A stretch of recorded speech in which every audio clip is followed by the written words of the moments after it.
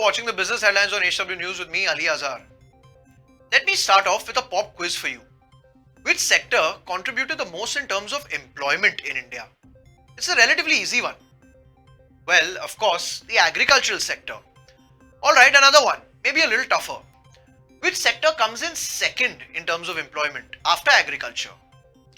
The answer is the textile and apparel industry. This industry employs 45 million people domestically and contributes a neat 2% to India's total GDP, besides contributing 11% of the country's export earnings. So, make no mistake, this one's not an important sector, but an indispensable one. A couple of months ago, if one recalls, the media was abuzz with news that the textile industry, after the auto industry, was in shambles and was facing its worst crisis in the past decade. The Northern India Textile Mills Association, or the NITMA, stated that the textile industry is facing a slowdown which forced spinning mills to cut down production and shut down their mills, resulting in huge job losses.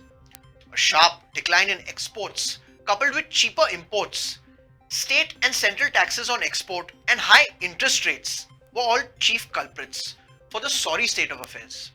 To put it into perspective, during the month of April to June period of this year, exports of cotton yarn, which is the most important natural fiber, fell by 34.6% to $696 million as compared to $1,063 million in the same period last year.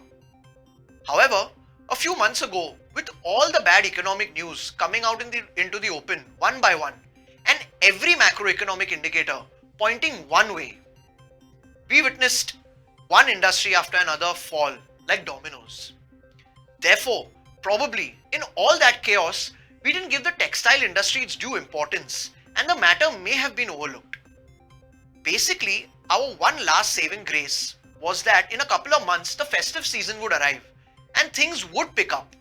The investment, demand and consumption situation would get better. We were literally pinning our hopes on that. Well, the festive season is here. We're already in the middle of Navratri and Diwali is just a few weeks away. And guess what? Things are not the same. In fact, they're worse off. A recent report in the Business Standard stated that Surat, which is one of the largest textile industries in the country, is staring down the barrel of a massive slowdown. As the festive season approaches, order books at Surat's textile industry have dried up.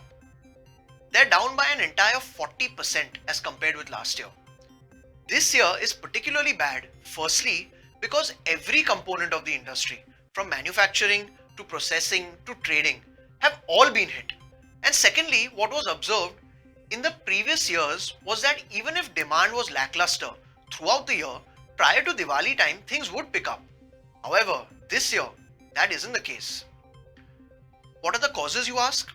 Of course, the overall market slowdown, but the lingering effect of demonetization and the hurried implementation of GST still remain a big cause for concern.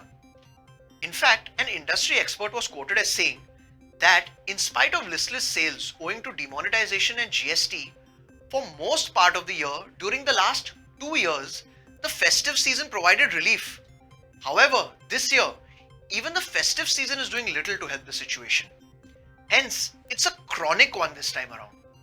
Further, what we found most disturbing and what is adding fuel to the fire is the fact that refunds for input tax credit pertaining to GST are being delayed, which is blocking working capital. According to industry experts, refunds worth 4 to 500 crore rupees are still pending, which is blocking precious working capital, especially for the weaving and processing units. Just to throw in my 2 cents over here, the withholding of input tax credit seems to be a deliberate move on part of the government, not to harm the industry, but because their cash position is so bad that they have to cut corners somewhere. Unfortunately, they are unable to decipher between industries and have implemented a blanket policy of withholding such input tax credit for all industries.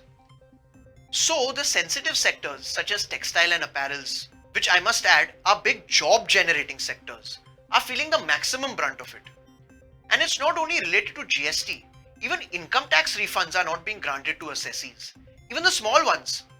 Everyone is running pillar to post for their refunds, which are deliberately being delayed by the system. Then, moving on to another problem as a result of this industry being in such a mess is that payment cycles have gotten distorted.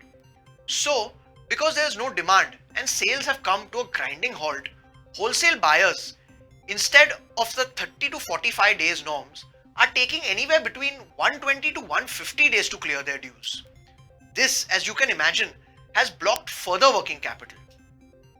Another industry expert was quoted as saying that capacity utilization has gone down by 20 to 40% in Surat's textile industry.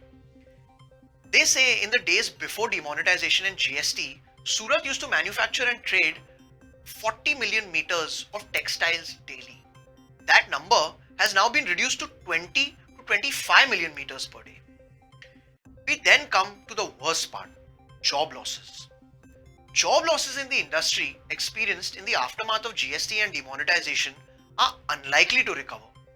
According to industry estimates, around 1 lakh workers in the power loom lost jobs, 80,000 in embroidery, between 2 and 2.5 lakh in process houses, and another 30,000 in textile trading. In conclusion, the fragile industry now has come to a stage where it needs government support to get back on its feet. What, in our opinion, should have been done but hasn't yet been done is reduce the complications of GST regime. Refunds should be granted with ease. A general ease of doing business should have been encouraged. Power costs, which are a vital element in the textile industry, should be reduced. Labor laws need to be simplified, and an effort must be made to reduce the cost of raw materials, which add to the cost of production and make our exports less competitive. And while it may already be too late for the textile and apparel industry to have a happy Diwali, if the center plays its cards right, they could just be in for a Merry Christmas. Thank you for watching HW News. This is me signing off. Have a great day.